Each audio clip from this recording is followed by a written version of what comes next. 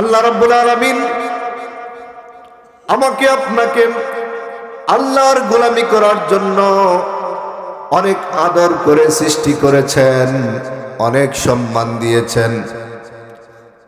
আল্লাহ রাব্বুল আলামিন আমাকে আপনাকে অনেক মহব্বত করেন, কিন্তু আল্লাহ উদ্দেশ্য একটাই রেখেছেন, সেটা হচ্ছে একমাত্র আল্লাহর গোলামি। ঠিক কিনা? কার গোলামি?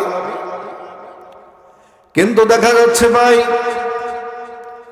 আমরা মুখে বলতেছি আল্লাহর প্রতি ঈমান এনেছি, পরকালে আবার জান্নাত চাই, কিন্তু আমাদের আমলটা জান্নাতমুখী না। ঠিক কিনা? আল্লাহর প্রতি যদি আমি প্রকৃত ঈমানদার হই, নবীর উম্মত হিসাবে যদি দাবি করি, নবীর সুন্নতের পথে যদি আমরা না থাকি, তাহলে হবে না। ঠিক কিনা ভাই?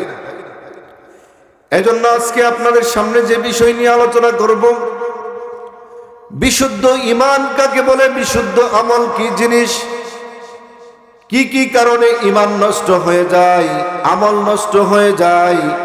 কারণ আমরা যেভাবে চলাফেরা করতেছি, যেভাবে চিন্তা করছি, যেভাবে ভাবতেছি, সময় চলে যাচ্ছে, মৃত্যু আমাদের সাথে প্রতিনিয়তই সাক্ষাৎ করতেছে। এর মধ্যে যদি পরকালে চলে যায়, আর যাওয়ার পরে যদি হাসরের মাঠে আমল বাতিল থাকে, উপায় আছে নাকি ভাই? কোন উপায় আছে? উপায় নাই। এই জন্য একজন ঈমানদার হিসাবে, একজন মুসলমান হিসাবে আমাকে আপনাকে সব সময় ঈমানের যত্ন নিতে হবে, আমলের যত্ন নিতে হবে, পরকালে যেন এই ঈমান, এই আমল কাজে লাগে। ঠিক কিনা? আজকে আমি বাস্তব সমাজের কিছু চিত্র তুলে ধরে বলে দিব যে কি কারণে আমরা এখনো পর্যন্ত ঈমানের যত্ন নিতে পারছি না, আমাদের ঈমান ঠিক আছে কিনা, আমাদের আমল ঠিক আছে কিনা, এই বিষয়গুলো একটু বলবো। রাগ করবেন না তো ইনশাআল্লাহ? শুনবেন তো নাকি? একটু ধৈর্য সহকারে শুনেন। এবং এখনো পর্যন্ত যারা প্যান্ডেলের বাহিরে ঘোরাফেরা করছেন, আল্লাহর জন্য একটু চলে আসুন। এত কষ্ট করে এই যুব সমাজের প্রিয় ভাইয়েরা, প্রবাসী ভাইয়েরা অর্থ, শ্রম, মেধা দিয়ে এই তাফসীরুল কোরআন মাহফিলের আয়োজন করেছেন। এটাকে সফল করার জন্য আপনারা বাহিরে না থেকে একটু দয়া করে ভিতরে আসুন। সকলেই আমরা আল্লাহর জন্য একটু জিকির করি। লা ইলাহা ইল্লাল্লাহ, লা ইলাহা ইল্লাল্লাহ। রাসূলুল্লাহ সাল্লাল্লাহু আলাইহি ওয়াসাল্লাম বলেছেন, এই জিকির হচ্ছে সবচেয়ে উত্তম জিকির, এর চেয়ে উত্তম জিকির আর নেই। তাই আলোচনার শুরুতে আমরা একটু জিকির করে নিলাম। প্রথমেই যে বিষয়টা বলবো, জান্নাত যদি পেতে চাই, পরকালে যদি আমি জান্নাত পেতে চাই, অবশ্যই ঈমানটা ঠিক থাকতে হবে, নেক আমল করতে হবে। আল্লাহ রাব্বুল আলামিন সূরা বাকারার 25 নম্বর আয়াতে ঘোষণা দিয়েছেন, অবাশশিরিল্লাযীনা আমানু ওয়া আমিলুস সলিহাতি আন্না লাহুম জান্নাতিন তাজরি মিন তাহতিহাল আনহার। আল্লাহ রাব্বুল আলামিন নবীকে জানিয়ে দিচ্ছেন, হে নবী, তুমি তাদেরকে সুসংবাদ দাও যারা প্রকৃত ঈমানদার এবং যারা নেক আমল করে, তাদেরকে তুমি সুসংবাদ দিয়ে দাও, নিশ্চয়ই পরকালে তাদের জন্য এমন জান্নাত রয়েছে যেই জান্নাতের নিচ দিয়ে বিভিন্ন ধরনের ঝর্ণা প্রবাহিত। বলেন না সুবহানাল্লাহ? সেই জান্নাতে আমরা যেতে চাই কি চাই না? যেতে চাই না ভাই? জি। এই আয়াত প্রমাণ করে, যদি জান্নাতে যেতে চাই, ঈমান এবং আমল ঠিক থাকতে হবে। আমি যদি আপনাদেরকে প্রশ্ন করি, ঈমান কাকে বলে? ঈমান কি? ঈমান শব্দের অর্থ কি? অনেকে হয়তোবা পারবেন, অনেকে পারবেন না। তাই সবচেয়ে সহজে বলতেছি, যেহেতু একটি তাফসিরুল কোরআন মাহফিল মানে হচ্ছে একটি ইসলামিক ক্লাস, ঠিক কিনা? এখানে দিন বোঝানো হয়, শিখানো হয়, বোঝার জন্য চেষ্টা করা হয়, আমলের নিয়তে এই ক্লাস শোনা হয়। এই জন্য ঈমান শব্দের বাংলা অর্থ হচ্ছে বিশ্বাস। কি বাজান? বিশ্বাস। ঈমান শব্দের বাংলা অর্থ কি? বিশ্বাস। সহিহ বুখারীর 4777 নম্বর হাদিস। একদিন জিবরাইল আলাইহিস সালাম আসলেন মানুষের রূপ ধরে। জিবরাইল আলাইহিস সালাম মানুষের রূপ ধরে মুহাম্মদ সাল্লাল্লাহু আলাইহি ওয়াসাল্লামের সামনে এসে বসলেন। বসার পরে কিছু প্রশ্ন করলেন। এর মধ্যে প্রথম প্রশ্নটাই ছিল মাল ঈমান। এই হাদিসকে বলা হয় হাদিসে জিবরিল। জিবরাইল আলাইহিস সালাম রাসূলুল্লাহ সাল্লাল্লাহু আলাইহি ওয়াসাল্লামকে প্রশ্ন করতেছে, মাল ঈমান, ঈমান কি? قال رسول الله صلى الله عليه وسلم, রাসূলুল্লাহ সাল্লাল্লাহু আলাইহি ওয়াসাল্লাম নিজে ঈমানের সংজ্ঞা দিতেছেন এভাবে। তিনি বলেছেন, আল ঈমানু আন তুমিনা বিল্লাহি ওয়া মালাইকাতিহি ওয়া কুতুবিহি ওয়া রুসুলিহি ওয়া লিকাইহি ওয়া তুমিনা বিল বাসিল আখির। রাসূলুল্লাহ সাল্লাল্লাহু আলাইহি ওয়াসাল্লাম নিজে বলতেছেন, ঈমান অর্থ যে বিশ্বাস। ঈমান হলো আল্লাহরকে বিশ্বাস করা, ফেরেশতাদেরকে বিশ্বাস করা, আল্লাহর সকল আসমানি কিতাবকে বিশ্বাস করা, পরকালে আল্লাহর সাথে উঠতে হবে এবং আল্লাহর সাথে সাক্ষাৎ করতে হবে, জবাব দিতে হবে। এই বিষয়ের উপর বিশ্বাস স্থাপন করাটাই ঈমান। ও ভাই, ও বাজান, সবচেয়ে সহজে হাদিসের ভাষায় ঈমানটা কি আমরা কি বুঝতে পেরেছি নাকি বুঝি নাই? তার মানে ঈমান কি জিনিস? আল্লাহকে একজন হিসেবে বিশ্বাস করা, আল্লাহর সকল ফেরেশতাকে বিশ্বাস করা, আল্লাহর সকল নবী রাসূলকে বিশ্বাস করা, আল্লাহর পাঠানো সকল কিতাবকে বিশ্বাস করা, পরকালে উঠতে হবে, আল্লাহর সাথে সাক্ষাৎ হবে, এইগুলোর উপর বিশ্বাস করা, তাকদীরের ভালো মন্দ বিশ্বাস করা। এটা দ্বারা বুঝে নিলাম ঈমান কি জিনিস। কিন্তু ঈমান, এই ঈমানটা ভেঙে যেতে পারে। ঈমানটা কি হয়ে যেতে পারে বাজার? ভেঙে যেতে পারে। যেভাবে নামাজ ভেঙে যায়, নামাজ ভঙ্গের কারণ আছে না নাই? আছে না নাই? রোজা ভেঙে যায়, রোজা ভঙ্গের কারণ আছে। উযু ভেঙে যায়, উযু ভাঙারও কিছু কারণ আছে। আমরা মুসলিম জাতি এখনো পর্যন্ত সবাই ভালো করে জানি না, বক্তব্যেও এটা শেখানো হয় নাই, জীবনের কোথাও আলোচনা হয় নাই, ভালো করে এগুলো বোঝানো হয় নাই যে ঈমান ও ভেঙে যাওয়ার মৌলিকভাবে 10টা কারণ রয়েছে। তাছাড়াও আরো কারণ আছে, সংশ্লিষ্ট আরো অনেক কারণ আছে। ঈমান যদি ঠিক না থাকে, ও বাজান, ও আমার প্রিয় ভাইরা, ও আমার মা বোনেরা, ঈমান যদি ঠিক না থাকে, যতই আমল করি না কেন সেই আমলের কোনো দাম নেই, ঠিক কিনা? আমলের কোনো দাম আছে? কোনো দাম নাই। আগে ঈমান ঠিক রাখতে হবে। তাই ঈমান কি জিনিস এটা আমরা বুঝলাম। এবার আসি নেক আমল কি জিনিস। নেক আমলের সবচেয়ে সহজ কথা হচ্ছে ভালো কাজ। সবচেয়ে সহজ কথা কি? ভালো কাজ। একটু আমার সাথে কথা বলতে হবে, তাহলে আর ঘুম আসবে না, আপনার অলসতা আসবে না, শীত লাগবে না। আমি যদি কষ্ট করে আসতে পারি আপনাদের সাথে একটু কথা বলার জন্য, একটু কোরআন হাদিসের কথা বলার জন্য, আপনারা একটু কষ্ট করে শুনতে পারবেন না? একটু জবাব দিতে পারবেন না? একটু জবাব দিবেন, তাহলে শয়তান আমাদেরকে স্পর্শ করতে পারবে না। শয়তান চায় না আল্লাহর কোরআন শিখুন, শয়তান চায় না নবীর সুন্নাত শিখুন, শয়তান চায় না এই ঈমানকে ঠিক রাখুন, শয়তান চায় না আপনি আমি জান্নাতে যাই, ঠিক কি না? এই জন্য আমাকে আপনাকে মনে রাখতে হবে নেক আমল কি জিনিস। আমলে সলেহ কি জিনিস, ভালো কাজ কি জিনিস এটা বুঝতে হবে। ভালো কাজ হওয়ার জন্য দুইটি শর্ত, যে কোনো কাজ যদি আপনি দুইটি শর্তের মাধ্যমে করেন এটাই ভালো কাজ। কয়টা শর্ত একটু বলতে হবে? কয়টা শর্ত? দুটি শর্ত। নাম্বার ওয়ান, এক নম্বর শর্ত হচ্ছে কাজটি করতে হবে একমাত্র আল্লাহর সন্তুষ্টির জন্য। তার জন্য আল্লাহর সন্তুষ্টির জন্য আপনাকে আমলটা করতে হবে।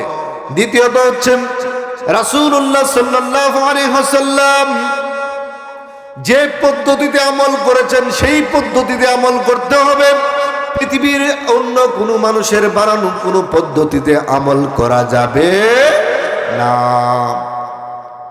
আমাদের সমাজে আছে, আমরা ভালো কাজ করি, ভালো মনে করি কিন্তু এমন আমল করে ফেলি যেটা কোরআনে নাই, হাদিসে নাই, নবীদের জীবনীতে নাই, সাহাবীদের জীবনীতে নাই। এমন অনেক আমল আছে না নাই? আছে না নাই? আছে। আজকের আলোচনায় পাবেন ইনশাআল্লাহ। এই বাবুরা বসো বসো। কোরআনের আলোচনা যেখানে হয় সেখানে কোনো প্রকার যেন ডিস্টার্ব করা না হয়, এটা আল্লাহ তাআলা রাগ করেন। যেটা বলছিলাম, তাহলে আমরা বুঝলাম কি, ইমানটাও বুঝলাম, ভালো কাজটাও বুঝলাম। যে কোনো কাজ আপনি আল্লাহর জন্য করবেন, আল্লাহকে খুশি করার জন্য করবেন, নেক নিয়তে করবেন, নিয়তটাকে বিশুদ্ধ রেখে করবেন, সেটা হচ্ছে আল্লাহর সন্তুষ্টির জন্য, একমাত্র আল্লাহর জন্যই যদি করেন, আর সেই কাজটা যদি নবীর পদ্ধতিতে করেন তাহলে এটা ভালো কাজ। ঠিক কিনা? আচ্ছা, সবচেয়ে ইমানের পরে সবচেয়ে ভালো কাজ কি? নামাজ না ভাই? সবচেয়ে ভালো কাজ কি? নামাজ। মাগরিবের নামাজ কয় রাকাত পড়েন? এখন ভালো কাজ যদি 4 রাকাত পড়েন হবে না কেন? ভালো কাজ হইতো। ভালো কাজ এটা একটু বাড়ায় পড়লাম, সমস্যা আছে কোনো? নামাজ কার জন্য একটু বলতে হবে? নামাজ কার জন্য? একমাত্র আল্লাহর জন্যই নামাজ। আল্লাহ রাব্বুল আলামিন ঘোষণা দিয়েছেন নবীর মাধ্যমে, কুল ইন্না সলাতি ওয়া নুসুকি ওয়া মাহইয়ায়া ওয়া মামাতি লিল্লাহি রাব্বিল আলামিন। হে নবী, আপনি বলুন, নিশ্চয় আমার নামাজ, আমার কুরবানি, আমার জীবন, আমার মরণ একমাত্র আল্লাহ রাব্বুল আলামিনের জন্য, আর কারো জন্য নয়। বলেন না সুবহানাল্লাহ? কার জন্য? আল্লাহর জন্য। তাহলে আল্লাহর জন্য নামাজ পড়তেছেন, ঠিক আছে, 1 রাকাত বাড়ায় পড়লে হবে না কেন? কারণ মাগরিবের নামাজ কখনোই কোনো দিন রাসূলুল্লাহ সাল্লাল্লাহু আলাইহি ওয়াসাল্লাম 4 রাকাত পড়েন নাই। কাজটা ভালো, নিয়তটা ভালো, কিন্তু রাসূলের পদ্ধতি নাই, এই জন্য এই আমলটা ভালো না। আপনারা কি আমার সহজ কথাগুলো বুঝতেছেন? জি। এবার আসুন, কি কি কারণে আমাদের ঈমান ভেঙে যায়, আমল নষ্ট হয়ে যায়, এই বিষয়গুলো আমাদের একটু জানতে হবে। 1 নম্বর যে পয়েন্টটা বলবো সেটা হচ্ছে শিরক। শিরকের কারণে আমাদের ঈমান আমল সব নষ্ট হয়ে যায়। বলেন না নাউজুবিল্লাহ। আল্লাহ রাব্বুল আলামিন সূরা যারিয়াতের 56 নং আয়াতে বলেছেন, ওমা খালাকতুল জিন্না ওয়াল ইনসা ইল্লা লিয়াবুদুন। আমি মানুষ এবং জিনকে আল্লাহ আমার গোলামির জন্য সৃষ্টি করেছি। সূরা বাকারার 21 নম্বর আয়াতে বলেছেন, ইয়া আইয়ুহান নাসু উবুদু রাব্বাকুমুল্লাযী খালাকাকুম ওয়াল্লাযীনা মিন ক্বাবলিকুম লাআল্লাকুম তাত্তাকুন। হে মানুষেরা, তোমরা তোমাদের ওই রবের গোলামি করো যেই রব তোমাদেরকে সৃষ্টি করেছে, তোমাদের পূর্বে অনেক জাতিকে সৃষ্টি করেছে, যাতে করে তোমরা আল্লাহকে ভয় করে চলতে পারো। ওই আল্লাহর গোলামি করো। তার মানে আল্লাহ আমাদেরকে বানাইছে আল্লাহর গোলামির জন্য। তার জন্য? আল্লাহর গোলামির জন্য। কিন্তু দেখা গেছে পৃথিবীতে এই মানুষ বর্তমানে 3 ভাগ হয়ে গেছে। কয় ভাগ? 1 ভাগ বলতেছে দেয়ার ইজ নো গড, আল্লাহ বলতে কিছু নাই। বলেন না নাউজুবিল্লাহ। এরা হচ্ছে নাস্তিক। আরেক ভাগ বলতেছে আল্লাহর সাথে আরো আল্লাহ আছে, বলেন না নাউজুবিল্লাহ, আল্লাহর সাথে আরো আল্লাহ আছে, এটাই শিরক, শিরকি কথা, শিরকি কাজ। যারা করে তাদেরকে বলা হয় মুশরিক, তাদেরকে কি বলে? আর আমরা যারা মুসলমান, আমরা যারা ইমানদার, এই শ্রেণীটা আমরা বলতেছি কি আল্লাহ জিরো নাম, আল্লাহ নাই এই কথা সত্য নয়, আল্লাহর সাথে আরো আল্লাহ আছে এই কথাও সত্য নয়, বরং আল্লাহ একজন, ঠিক কিনা?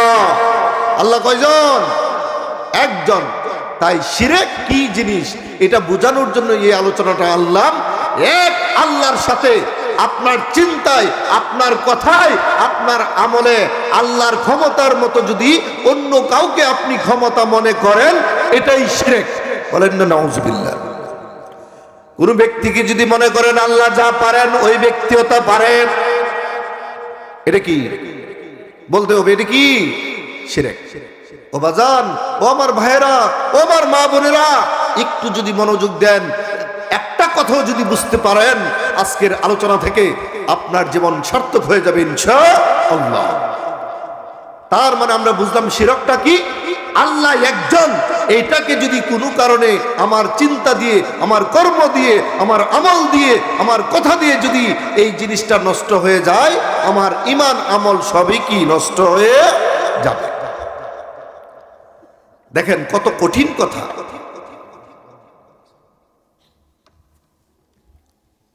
কত কঠিন কথা। দেখেন সূরা জুমারের 65 নম্বর আয়াত, আল্লাহ রাব্বুল আলামিন কি বলতেছেন? স্বয়ং রাসূলুল্লাহ সাল্লাল্লাহু আলাইহি সাল্লামকে বলতেছেন, আমি আপনি তো কিছুই না, আমার আর আপনার অবস্থানটা কোথায় এটা একটু বিবেচনা করলেই বুঝে ফেলবেন। পৃথিবীতে যত বড় আল্লাহর ওলি হোক, যত বড় আলেম হোক, যত বড় আলেম হোক, এক কথাই বলছি, ওই সমস্ত যত বড় আলেম পৃথিবীতে আসছে, এক কথায় ওই আলেমের মর্যাদা সাহাবীদের যে গুড়া ছিল, ওই গুড়ার পায়ের মধ্যে যে ধুলা উড়ে যাইত, ওই ধুলার সমাননা। সুবহানাল্লাহ বলবেন না? তাহলে সবচেয়ে বড় আলেমের মর্যাদা যদি সাহাবীদের গুড়ার পায়ের ধুলার সমান না হয়, আমার আপনার কোনো বেল আছে নাকি? হ্যাঁ, তাহলে স্বয়ং রাসূলুল্লাহ সাল্লাল্লাহু আলাইহি সাল্লামের ব্যাপারে আল্লাহ রাব্বুল আলামিন বলেছেন, লাইন আশরাকতা, হে নবী তুমি যদি নিজেও শিরক করতা, লা ইয়াহবাতান্না আমালুক, আমি তোমার আমলকে নষ্ট করে দিতাম, বলেন না নাউজুবিল্লাহ। কত কত বড় কঠিন কথা। সূরা ইউসুফের 106 নম্বর আয়াত আল্লাহ রাব্বুল আলামিন বলেছেন, ওমা ইউমিনু আকসারুহুম বিল্লাহি ইল্লা ওয়া হুম মুশরিকুন, তোমাদের মধ্যে অনেক ইমানদাররা আছে যারা নিজেদেরকে ইমানদার দাবি করে, কিন্তু আমি আল্লাহ বলতেছি ইল্লা ওয়া হুম মুশরিকুন, তারা ইমানদার নয় বরং তারা মুশরিক, বলেন না নাউজুবিল্লাহ। আচ্ছা বলেন তো, এই আয়াতের ভিতরে যদি আমি আপনি পড়ে যাই, পরকালে কি বাঁচার কোনো উপায় আছে? একটু বুঝতে হবে বাজান, একটু ভাইয়েরা একটু বুঝেন যে এই আয়াত কত বড় কঠিন কথা। আল্লাহ বলছেন যে তোমাদের মধ্যে অনেকে নিজেকে ইমানদার দাবি করে, কিন্তু আমি আল্লাহ ঘোষণা দিচ্ছি তারা ইমানদার নয় বরং তারা মুশরিক। যদি মুশরিকের অন্তর্ভুক্ত হয়ে যায় বাজান, তাহলে পরকালে কি বাঁচার কোনো উপায় নেই। সেটা কেমন? আমাদের সমাজের কিছু চিত্র বলি। আল্লাহর কাছে চাওয়াটা একটি ইবাদত। সূরা ফাতিহার মধ্যে আছে, ইয়াকা না'বুদু ওয়া ইয়াকা নাস্তাঈন, হে আল্লাহ আমি একমাত্র তোমার গোলামি করি, তোমার কাছেই সাহায্য চাই। কিন্তু এই চাওয়া যদি হয়ে যায় কোন পীরের কাছে, আল্লাহর কাছে চাইতে হয়। চাইলেন আপনি একজন মানুষের কাছে, আল্লাহর কাছে চাইতে হয়। চাইলেন একজন কবরের পাশে গিয়ে, মাজারের কাছে, আল্লাহর কাছে চাইতে হয়। চাইলেন পাগলা মসজিদে গিয়ে। এগুলো কি একটু বুঝেন নাই নাকি? এগুলো কি বাজার? একটু জোরে বলতে হবে, এগুলো কি? শিরক। চাওয়ার জায়গা হচ্ছে আল্লাহর কাছে। কার কাছে? সেই চাওয়ার জায়গাকে বাদ দিয়ে আল্লাহর কাছে সন্তান চাইলাম, আল্লাহর কাছে সন্তান চাইতেছি, সন্তান চাইতেছি, পাই না, গেলাম গা মাজারে। তার মানে কি বুঝাইলেন আপনি? যে আল্লাহ পারে নাই, বলেন না নাউজুবিল্লাহ। পীরের কাছে চলে গেলাম, পীরের কাছে গেলে নাকি সন্তান পাওয়া যায়, আল্লাহর কাছে পাইলাম না, এখন পীরের কাছে চলে গেছে। আচ্ছা বলেন তো, এই কাজগুলো কি কোনো মুশরিকরা করে নাকি মুসলমান নামদারি করে? কি ঠিক আছে না? তাহলে এই আয়াতে যে আল্লাহ বললো অনেক ইমানদার আছে যারা নিজেদেরকে কি বলে ইমানদার, কিন্তু আমি আল্লাহ বলতেছি তারা কি মুশরিক। যদি এই বৈশিষ্ট্যটা থাকে, অনেকে আবার তাবিজের কাছে চলে যায়। অথচ রাসূলুল্লাহ সাল্লাল্লাহু আলাইহি ওয়াসাল্লাম বলেছেন, মান আল্লাকা তামিমান ফাকাদ আশরাক, যে ব্যক্তি তাবিজ ঝুলাইলো সে শিরক করলো। বলেন না নাউজুবিল্লাহ। আমাদের সমাজে তাবিজ আছে না নাই? এরপরে আপনার সমাজের কথাগুলো বলতে গেলে একটু নোট করা লাগে। এই জন্য আমি যাতে মানুষের কিছু উপকার হয়, আপনাদের কিছু উপকার হয়, এই বিষয়গুলো কোরআন এবং সুন্নাহর আলোকে নিয়ে আসছে। এরপরে দেখুন, আল্লাহ ছাড়া অন্য কাউকে যদি আপনি ভালো মন্দের বিচারক মনে করেন, তাহলেই সেটা শিরক। কি ঠিক কিনা? আচ্ছা, এটা একটা প্রমাণ দেই।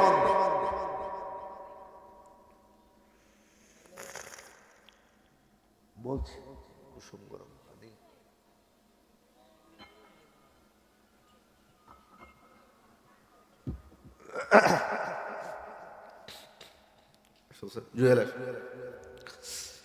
যেটা বলছিলাম যে যেখানে আল্লাহ ছাড়া অন্য কাউকে যদি আপনি ভালো মন্দের বিচারক মনে করেন, তাহলে এটা শিরক। এটা কি? আচ্ছা, এটা আমরা মনে করি কিনা একটু সমাজ থেকে বলি। অনেকে মনে করে ডিম খেয়ে পরীক্ষা দিলে ডিম্বু পাওয়া যায়, আছে না নাই?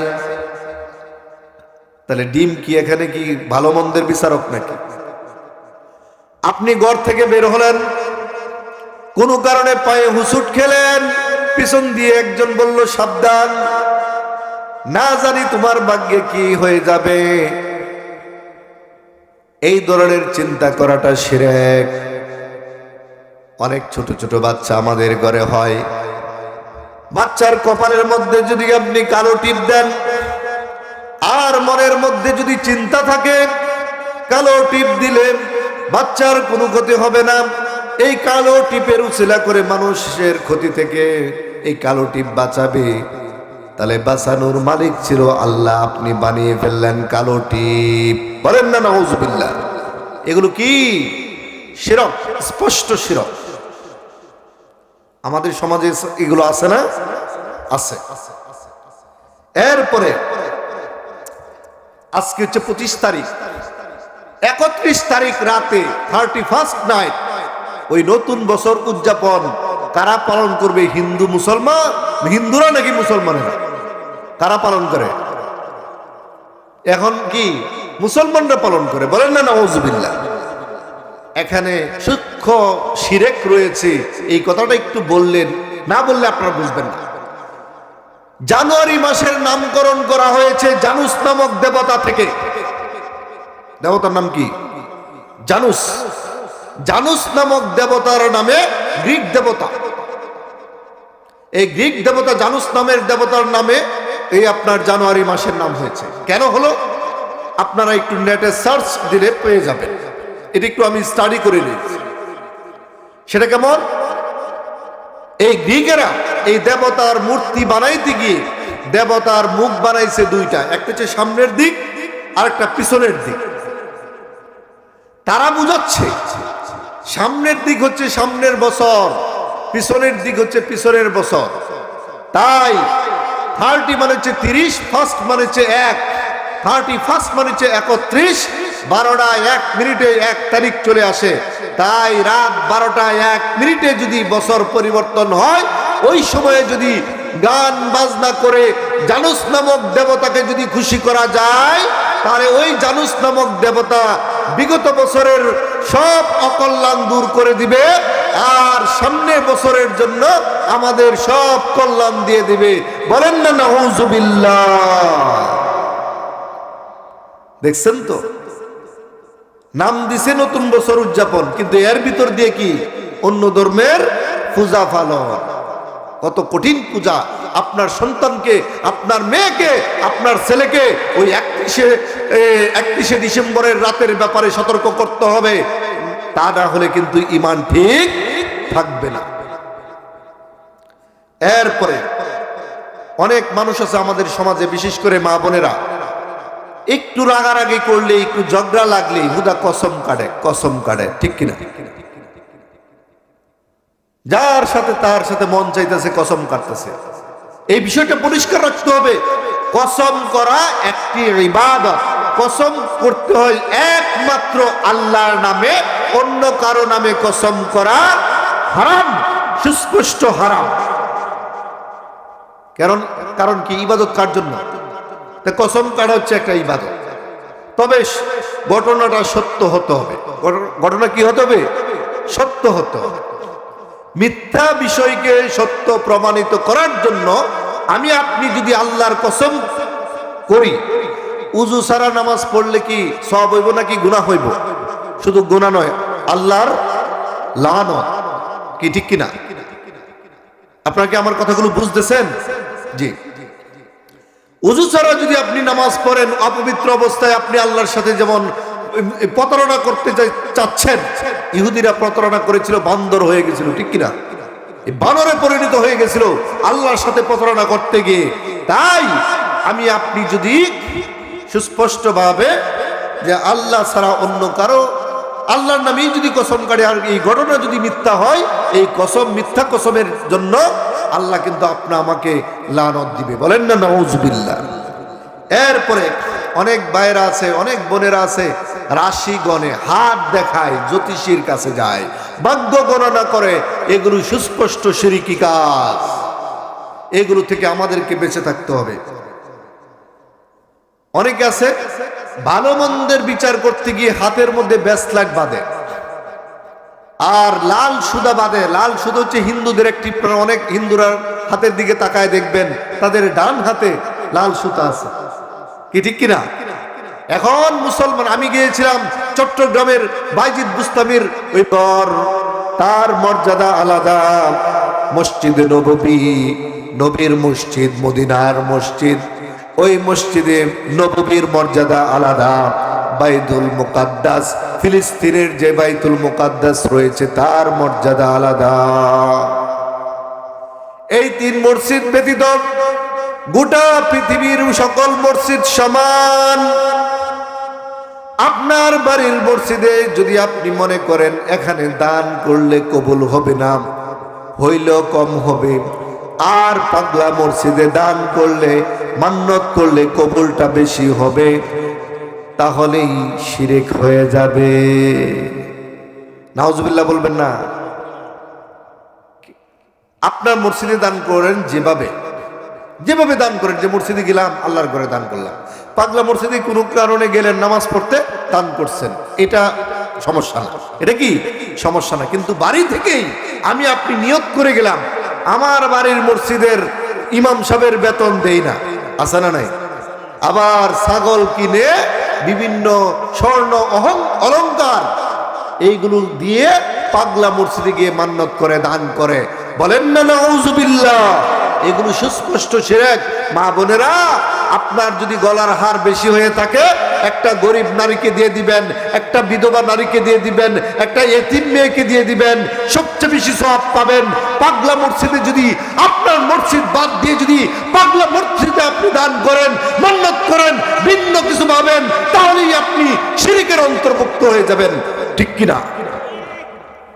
এই কথাটা একটু জোরালো ভাবে আমি 3 থেকে 4 বছর ধরে বিভিন্ন মাহফিলে আলহামদুলিল্লাহ বলে আসতেছি।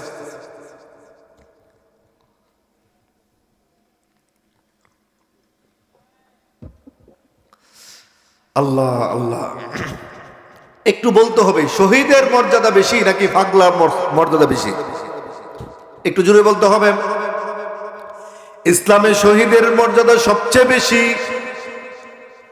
এত বেশি, শহীদরা যখন জিহাদের মাঠে মারা যায়, শহীদ হয়, তারা যে অবস্থায় শহীদ হয় ওই অবস্থায় আপনার দাফন করে দিতে হয়, ওই অবস্থায় আপনার হাসরের মাঠে উঠবে।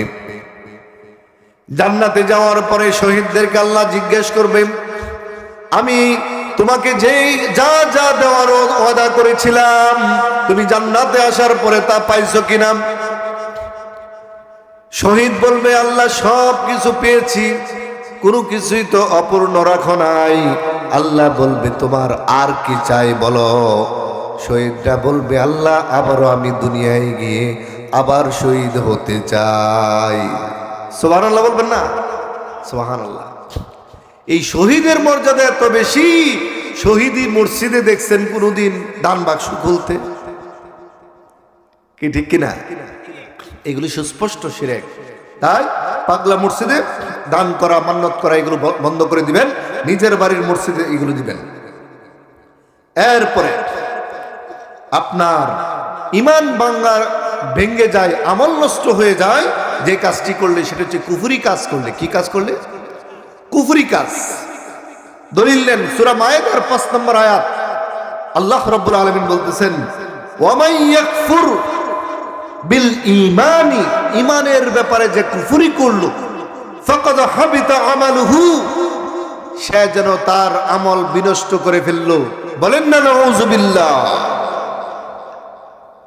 কুফরি করলে আমল বাতিল, ঈমান বাতিল। কুফরি মানে হচ্ছে অস্বীকার করা। কুফরি মানে কি? অস্বীকার করা। সমাজের কিছু উদাহরণ আমি একটু দিচ্ছি। আমরা কিভাবে আল্লাহর বিধানকে, আল্লাহকে, রাসূলকে অস্বীকার করতেছি, এর কিছু প্রমাণ আমি আপনাদের সামনে পেশ করছি। সমাজের মধ্যে এক শ্রেণীর মানুষ পাওয়া যায়, আপনি যখন কোরআনের কথা বলবেন ওই লোকটা বলবে সব জায়গায় কোরআনকে টান দিও না, আছে না নাই? আল্লাহ দিয়েছেন সব জায়গার জন্য কোরআন। মুসলমানদের সংবিধান কি? কোরআন। সকল স্থানের জন্য, সকল সময়ের জন্য এই কোরআন। কিন্তু যেই লোকটা বলল যে সব জায়গায় কোরআনটা টানবেন না, ওই লোকটা কি কোরআনকে স্বীকার করেছে নাকি অস্বীকার করেছে? অস্বীকার করেছে। এরপরে নিয়মিত ইচ্ছাকৃতভাবে নামাজ পড়ে না, তারাও কুফরি করে। নাউজুবিল্লাহ বলবেন না?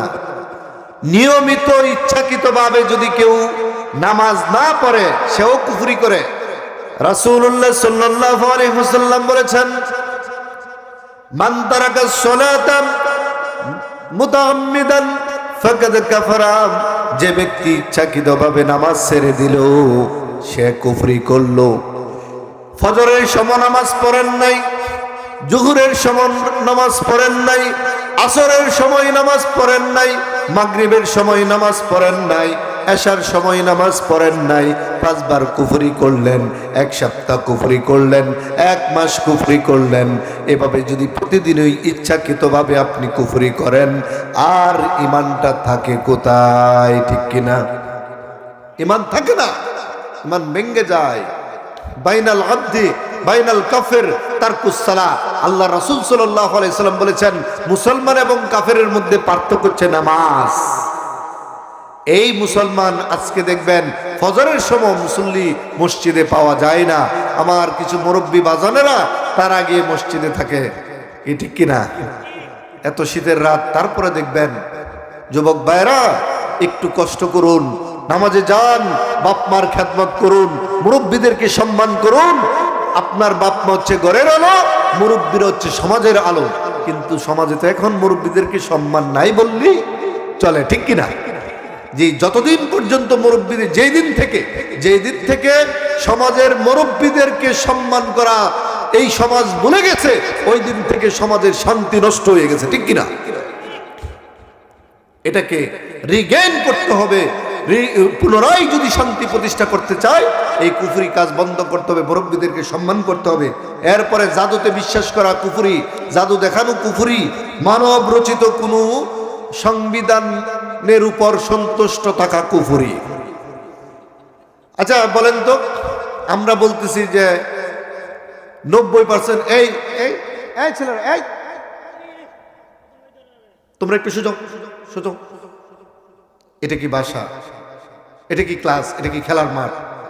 এখানে কোরআন সুন্নাহর আলোচনা হচ্ছে, তুমি আবার কম্বল নিয়ে আসছো, তোমার তো শয়তানে এমনি কুতকুতারি মারতেছে, কি ঠিক কিনা? হ্যাঁ হ্যাঁ, কোরআনের আলোচনা হলে একবারে নিশ্চুপভাবে শুনতে হয়। ইয়েস নো ভেরি গুড মাঝে মধ্যে বলতে হয়। সকলেই আবারও আমরা জিকির করি লা ইলাহা লা ইলাহা ইল্লাল্লাহ।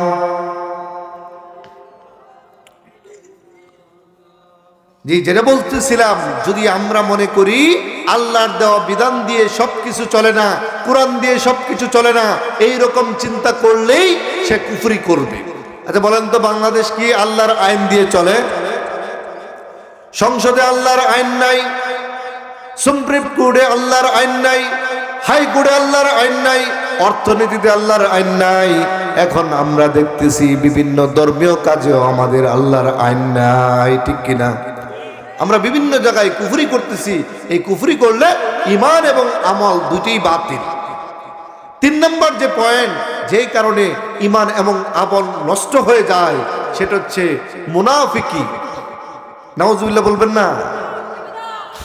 মুনাফিকদের ব্যাপারে আল্লাহ রাব্বুল আলামিন সূরা নিসার 145 নম্বর আয়াতে বলেছেন, ইন্নাল মুনাফিকিনা ফিদ দারকিল আসফালি মিনান নার। নিশ্চয়ই মুনাফিকরা, একজন না, বলছে যত মুনাফিক আছে, নিশ্চয়ই মুনাফিকরা জাহান্নামের সর্বনিচে থাকবে। বলেন না নাউজুবিল্লাহ। হিন্দু থেকে মুনাফিক হওয়া যায় না, বুদ্ধ থেকে মুনাফিক হওয়া যায় না, খ্রিস্টান থেকে মুনাফিক হওয়া যায় না। মুনাফিক হয় মুসলমান থেকে, ঠিক কিনা? যে মুসলমান মুখে বলে এক কথা, কাজ করে আরেক কথা। মুখে মুখে বলে আমি ইমানদার, আমলটা করে কাফেরদের, তারাই মুনাফিক। নামাজে তারা অলসতা করে, সমাজের মধ্যে তারা বিভিন্ন বিশৃঙ্খলা করে, ঠিক কিনা? রাসূলুল্লাহ সাল্লাল্লাহু আলাইহি ওয়াসাল্লাম বলেছেন, আয়াতুল মুনাফিকি সালাসুন। মুনাফিকদের আলামত 3টা। আরেকটি হাদিসে আছে মুনাফিকদের আলামত 4টা। ইযা হাদ্দাযা কাযাবা, যখন সে কথা বলে তখন সে মিথ্যা বলে। মুনাফিকরা কি বলে? মিথ্যা কথা বলে, মিথ্যা কথা। আরেকটু সাউন্ডে আছে, আরেকটু ভালো করে গলা টানতেছে, যে গলা ভেঙে ফেলছে, একটু দেখো। যেটা বলছিলাম, মুনাফিকরা কি বলে? মিথ্যা বলে। এরপরে ওয়াইজা ওয়াদা আখলাফা, যখন তারা ওয়াদা করে তখন তা ভঙ্গ করে। আজকের সমাজে দেখা যায় অনেক ভালোবেসে, অনেককে বিশ্বাস করে টাকা ধার দিয়েছেন, বছর চলে গেছে, 2 বছর চলে গেছে, ওই ব্যক্তিকে আর খুঁজে পাওয়া যায় না, ঠিক কিনা? আছে না নাই? এই সমাজে মনে নাই?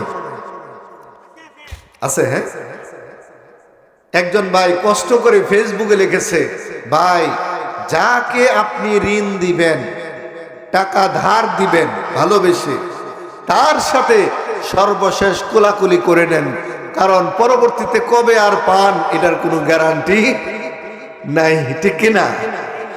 মুসলমানের জবান কয়টা হবে? একটা। আর মুনাফিকের জবান 2টা। এই জন্য আমাদের সমাজে অনেকে আছে কথা দিয়ে কথা রাখে না, অথচ এগুলো ঈমানের জন্য হুমকি, আমলের জন্য হুমকি। রাসূলুল্লাহ সাল্লাল্লাহু আলাইহি ওয়াসাল্লাম বলেছেন, ওয়াইজা উতু মিনা খানা, আর যখন আমানত রাখা হয় তখন খেয়ানত করা হয়।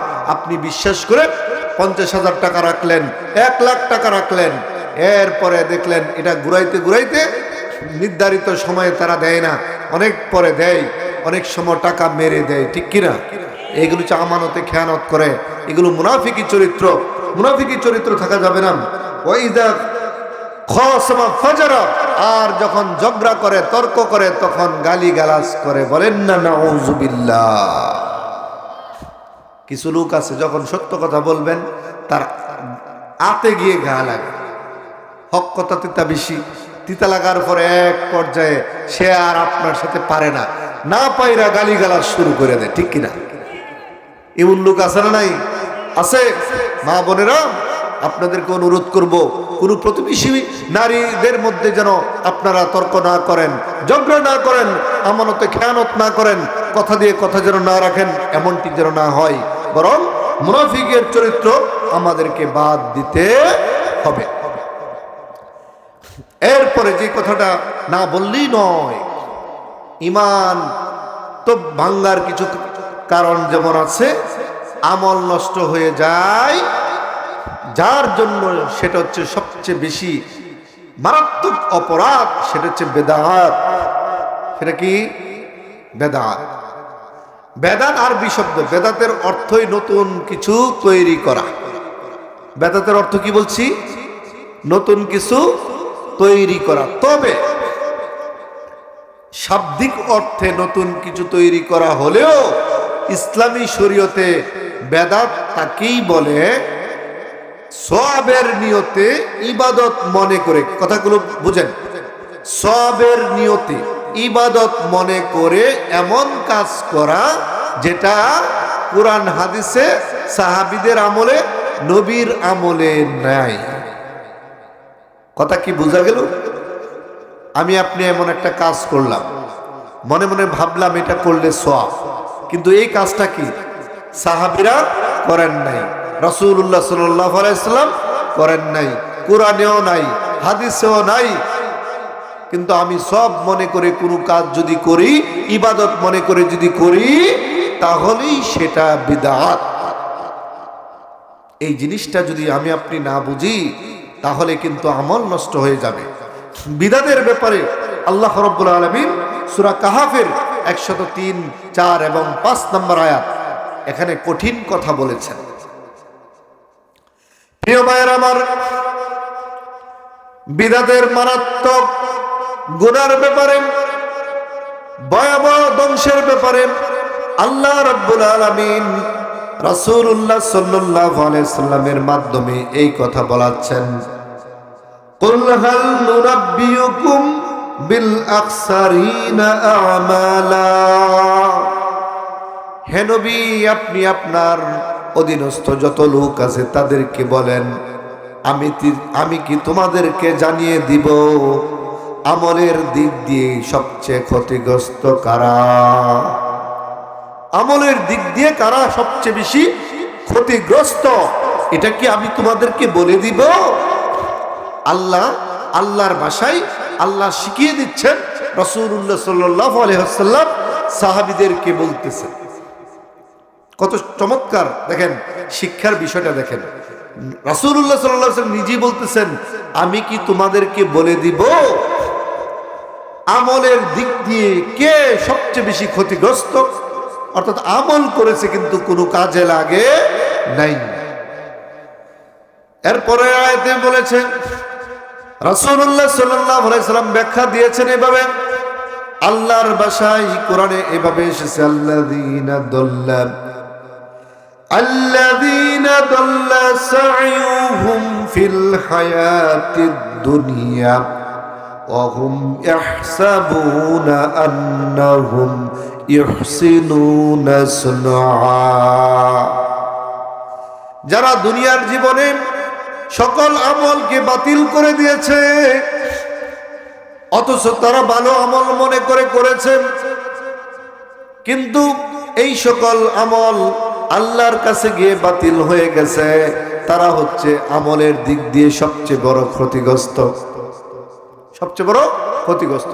ও বাজান, প্রিয় ভাইরা, বলেন তো, আমি আপনি যদি 1 ঘন্টা অঙ্ক করি, ফলাফল যদি না মিলে, রাগ উঠবে না?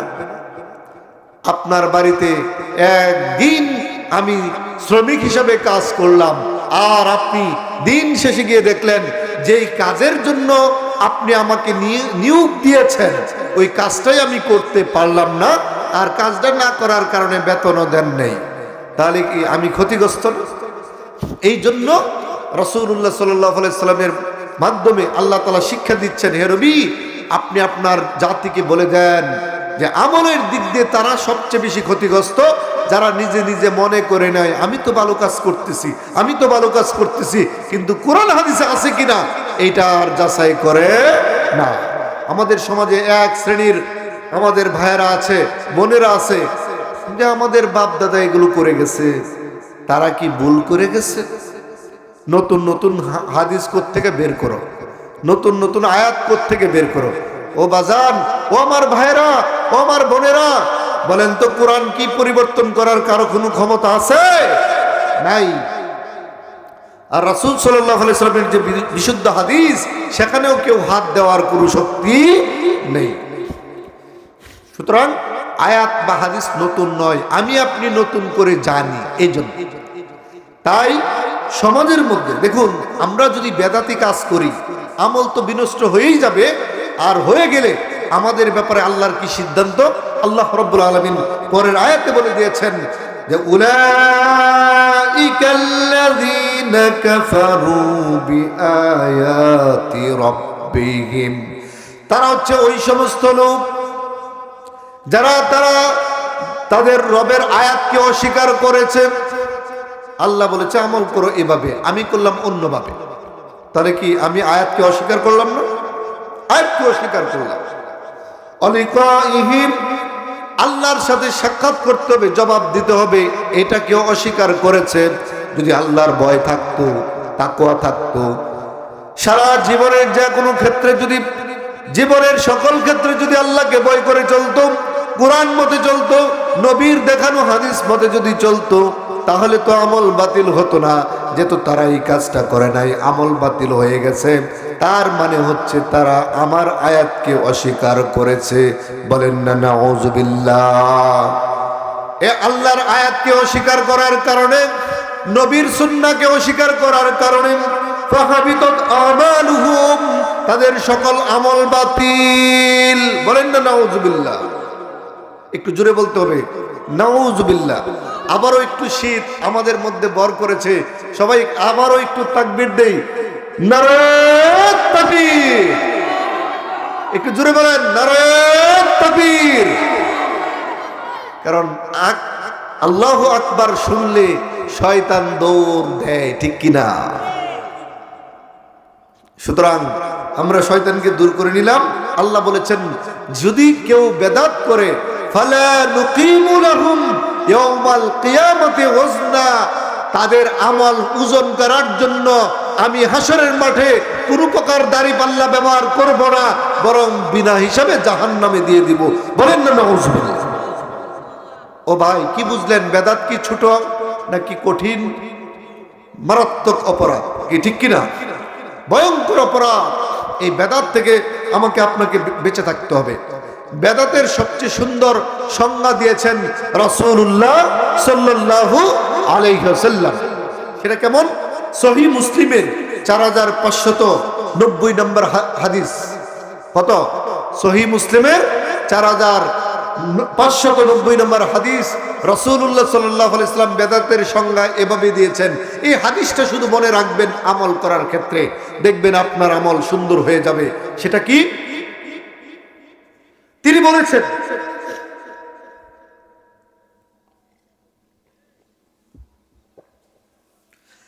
যে মান আমিলা আমালান, রাসূলুল্লাহ সাল্লাল্লাহু আলাইহি ওয়াসাল্লাম বলেছেন, মান আমিলা আমালান, যে ব্যক্তি আমল করল, যে ব্যক্তি আমল করল, লাইসা আলাইহি আমরুনা, কিন্তু এই আমলের মধ্যে আমাদেরকে পেল না। খেয়াল করুন, আরবি শব্দ একটু খেয়াল করুন, একটু বুঝুন, যেহেতু এখন আর মাদ্রাসাতে ভর্তি হওয়ার সুযোগ নেই। আমরি যদি বলতো, আমরি, ইয়া মানে হচ্ছে আমার, আর না মানে হচ্ছে আমাদের, দুইটা পার্থক্য বোঝেন।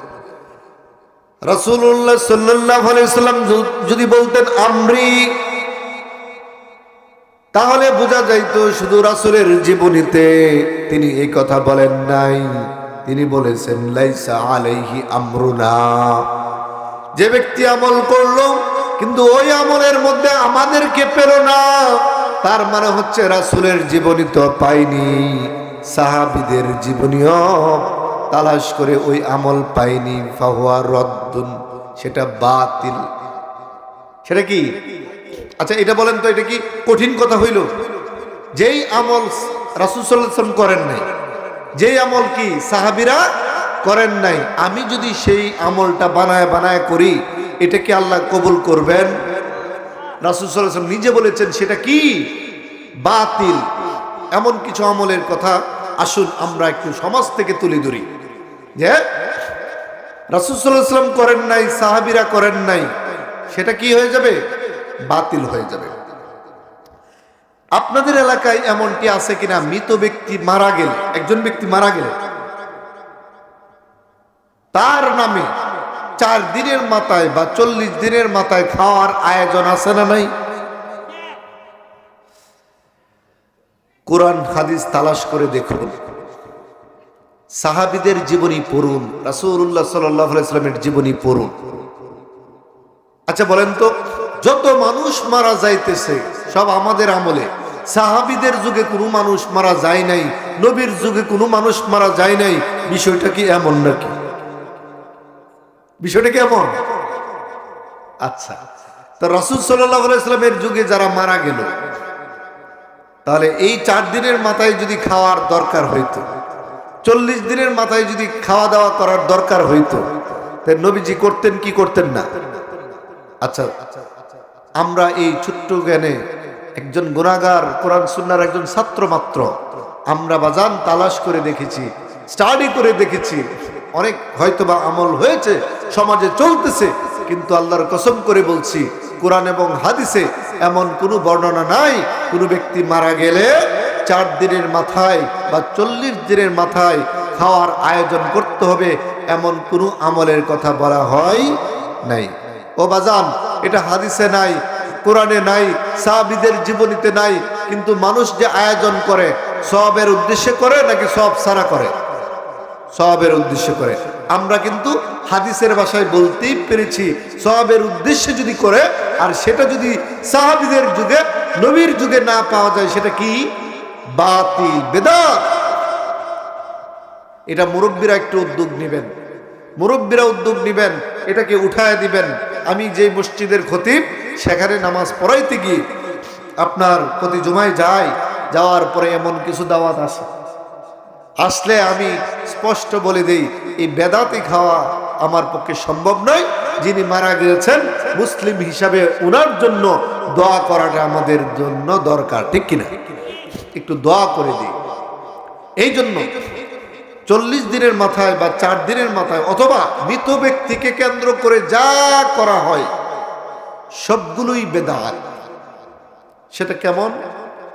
ও বাজান, যদি না বুঝেন, বুঝার চেষ্টা করুন। ও ভাই আমার, ও বোন আমার, ও মায়েরা, একটু বুঝার চেষ্টা করুন। যদি না বুঝেন, একটু কান খাড়া করে শুনুন, যে যেটা নবীজি করে নাই, সাহাবীরা করে নাই, সেটা আমি কেন আপনাকে বলবো করার জন্য? সেই কাজটা বেদাত যদি আমরা বানিয়ে সওয়াবের উদ্দেশ্যে করি। যেমন কি কাজ? এর মধ্যে মৃত ব্যক্তিকে কেন্দ্র করে, যেই লোকটা মারা গেল ওই লোকটার পাশে 4 দিক দিয়ে বসে কিছু লোক কোরআন খতম দেয় কি দেয় না? আছে না নাই? আপনারা মনে হয় আমার কথা ভালো লাগতেছে না নাকি? বন্ধ করে দিব? একটু চলো। যে এগুলো সমাজের কথা, এগুলো আমলের কথা, এগুলো আপনার আগামীকাল সকালেই কাজে লাগতে পারে, ঠিক কিনা? এই জন্য মৃত ব্যক্তির জন্য কোরআন নাকি জীবিত ব্যক্তির জন্য? জীবিত অবস্থায় কোরআন হচ্ছে আপনার আকাশে অনেক বড় উপরের জায়গায় বাদাই করে রেখে দিলেন। যখনই মারা গেল লোকটার জন্য সবাই কোরআনটাকে খুললেন, অথচ এই কোরআন এসেছে জীবিত মানুষকে ইমানের উপরে মৃত্যুবরণ করানোর জন্য, ঠিক কিনা? আল্লাহ রাব্বুল আলামিন পবিত্র কোরআনে বলেছেন, ইন্নাকা লা তুসমিউল মাউতা মান ফিল কুবুর। হে নবী, কবরে যারা আছে, যারা মৃত হয়ে গেছে, তাদেরকে আপনি নিজেই কোনোদিন শোনাতে পারবেন না। তাহলে মৃত ব্যক্তির চারপাশে বসে অথবা ঘরের মধ্যে বসে যে কোরআন খতম দেওয়া হয়, এটা সুস্পষ্ট বিদআত। এমন কোনো আমল আমরা সাহাবীদের জীবনীতে পাই নাই, নবীর জীবনীতে পাই নাই। সব যদি মৃত ব্যক্তির জন্য যদি আপনি সব পাঠাতে চান, সন্তানদের উপর দায়িত্ব হচ্ছে মৃত ব্যক্তির পক্ষ থেকে আপনার কোরআন বিলি করে দেওয়া, ঠিক কিনা? মৃত ব্যক্তির পক্ষ থেকে দান করে দিবেন, মৃত ব্যক্তির পক্ষ থেকে ভালো ভালো কাজ করবেন, আর সন্তানেরা আল্লাহর দেওয়া শিখানো দোয়াটা বলবেন। সকলেই বলি রব্বির হামহুমা কামা রাব্বায়ানি সগীরা। এটা হচ্ছে সর্বোত্তম আমল, তাছাড়া কোনো আমল নাই। এরপরে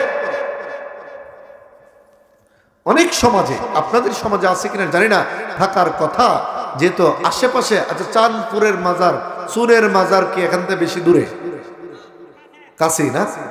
আমি যখন ক্লাস 7-এ পড়ি তখন হয়তোবা আমার যতটুকু মনে পড়ে বাজার, যে ক্লাস 7-এ যখন পড়ি বা 8-এ পড়ি, তখন আমি ওই চুনের মাজারে আসছিলাম শুধু দেখার জন্য। চুনের মাজার বলতে কি বুঝায় দেখলাম যে চুন দিয়া মাজার বানাইছে, ঠিক কিনা? একেবারে চুন দিয়া। এবং মানুষের মধ্যে এটা প্রচলন আছে, চুন যেমন গরম, এটার ভিতরে যে শুয়ে রয়েছে ওই বাবা নাকি তার চেয়েও বেশি গরম। বলেন না নাউজুবিল্লাহ? এমন আছে না নাই? চিন্তা আছে না নাই? ওই মাজারে উঠলাম, মানে আপনার সিঁড়ি দিয়ে উঠলাম, যারা গেছেন তো দেখছেন, সিঁড়ি দিয়ে উঠলাম, আমি জুতা নিয়ে উঠে পড়ছি। তা আমার সাথে আমার চাচাতো ভাই ছিল। পরে জুতা নিয়ে উড়ার পরেই ওই মাজারের যে খাদেম, যে কোনোদিন নামাজ পড়ে না, গোসল করে না, এইরকম একজন খাদেম এসে বলতেছে, এই ছেলে জুতা খুলে আসো। আমি বললাম কেন? জুতা খুলবো কেন? বলতেছে বাবার সাথে বেয়াদবি হবে। নাউজুবিল্লাহ বলবেন না? বাবার সাথে কি হবে? বেয়াদবি হবে। কত বড় শিরকি কথা, বেদাতি কথা, যে একটু যদি না বলি বাস্তব জীবন থেকে, যেগুলো চোখে দেখা, তাহলে বুঝবেন না। তো আমি বললাম জুতা খুলতে হবে কেন? বলতেছে বাবার সাথে বেয়াদবি হবে জুতা নিয়ে আসলে। আমি তাকায় দেখলাম চুনের যে মাজার কবরটা রয়েছে, এই কবরের উপরে কুত্তা শুয়ে রয়েছে। কুত্তা শুয়ে রয়েছে। তা আমি আবার ছোটবেলা থেকে আলহামদুলিল্লাহ সত্যবাদী এবং অন্যায়ের প্রতিবাদকারী, ছোটবেলা থেকে। এটা আমার বাবা হোক মা হোক যেই হোক, আমি অন্যায়ের প্রতিবাদ করবই, এটা আমার একটা অভ্যাস। তো সেই জায়গা থেকে আমি বললাম যে দেখুন, এই কুকুরের শরীর নাপাক, কুকুর যদি আপনার বাবার কবরের উপরে শুয়ে থাকতে পারে, তাহলে আমি জুতা নিয়ে আসলে কোনো সমস্যা নেই। বলতেছে ওই স্যার তুই ফাঁকনা মানুষ, যদি আসতে চাস তাহলে জুতা রেখে আয়, নাইলে তোরে ঢুকতে দেব না। তোরে কি করবো? ওই সিঁড়ির মধ্যে যেখানে ছিল ওইখানেই জুতা রাইখা গেলাম আর কি। দেখতে তো হবে কি করে, আমাদের ইচ্ছাই মানে দেখবো কি করে। এরপরে ঘুরতেছি, দেখতেছি, হঠাৎ করে দেখলাম এক মহিলা এক জগ দুধ নিয়ে আসছে। দুধ নিয়ে যেই খাদেম আমার সাথে ঝগড়া করলো, তর্ক করলো, ওই খাদেমের কাছে দিল। খাদেম কি করলো? এই দুধটা নিয়ে, আপনার একটা সুরং আছে, যারা গেছেন দেখছেন, যারা দেখতে চান গিয়ে দেখতে পারেন, একটা সুরং আছে। এই সুরঙ্গের মধ্যে দুধটা একটু ডালছে। ডালার পর আমি জিজ্ঞেস করলাম আপনি কি করলেন? বলতেছে বাবারে দুধ খাওয়াইছে। আমি বললাম আপনি বাবারে দুধ খাওয়াইলেন, আপনার বাবা কি এটার ভিতরে জীবিত?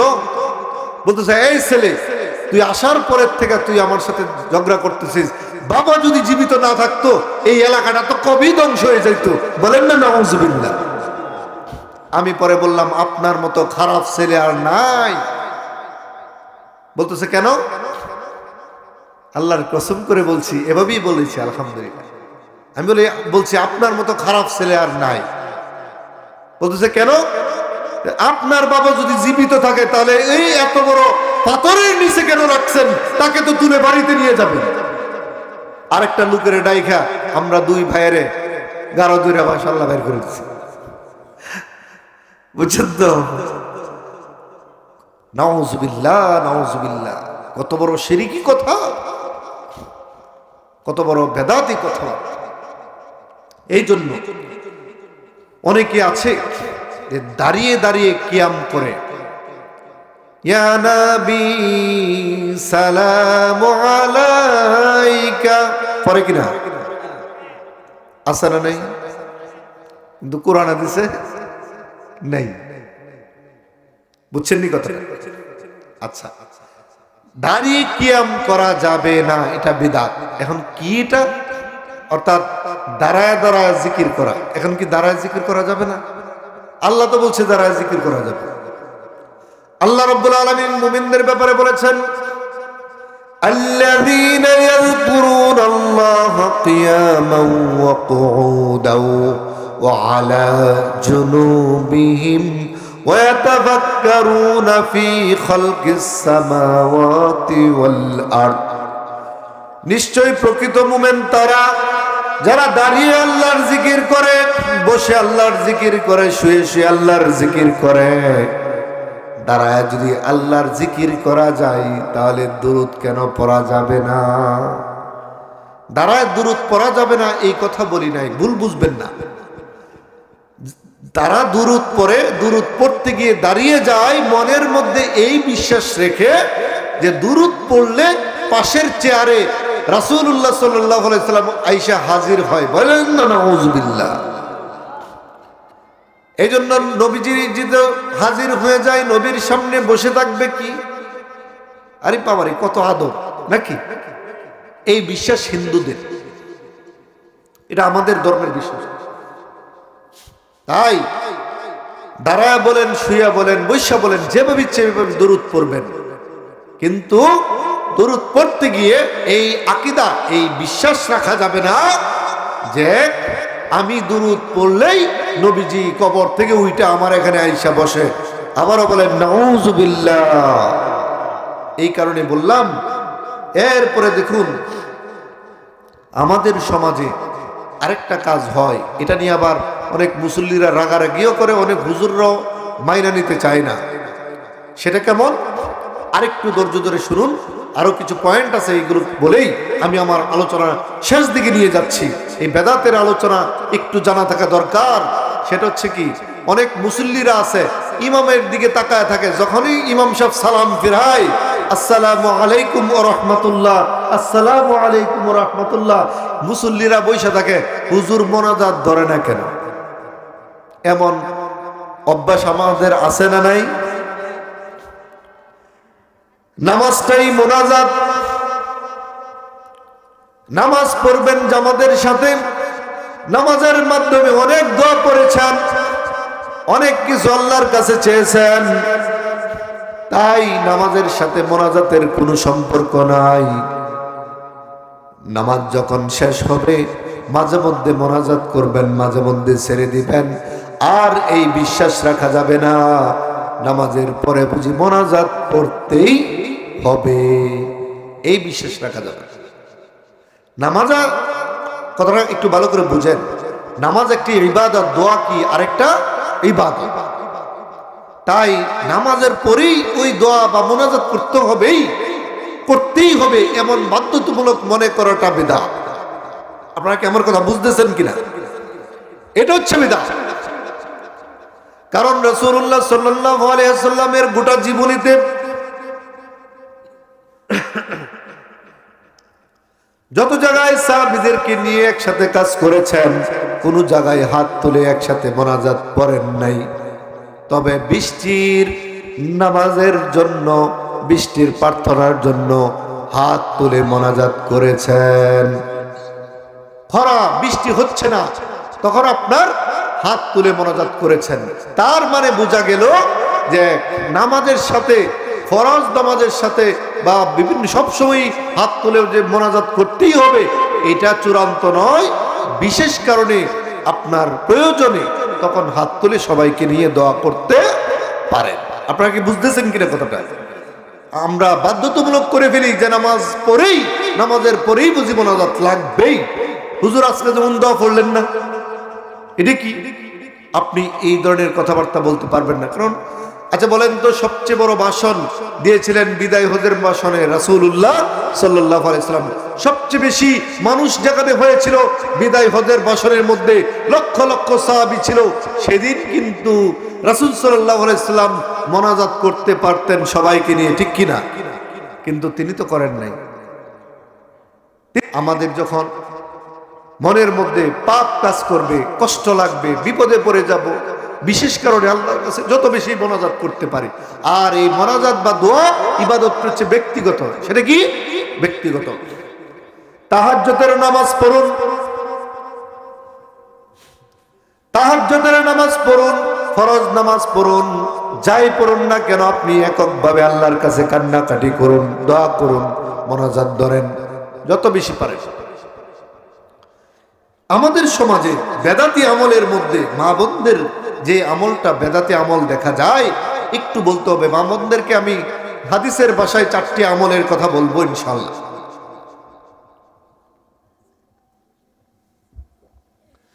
যেটা বলছিলাম, আমাদের মা বোনদের মধ্যে কিছু বেদাতি আমল রয়েছে, এগুলো যদি আমাদের মা বোনেরা না জানে তাহলে কিন্তু মানতে পারবে না।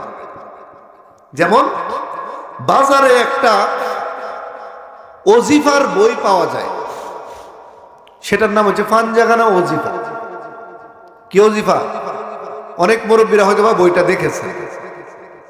পাঞ্জাগানা ওজিফার মধ্যে লেখা আছে আহাদ নামার দোয়া, দুরুদে লাখি, দুরুদে ইব্রাহিম, দুরুদে, এরপরে আপনার হচ্ছে কি গাজে গান, দুরুদে হাইকাল,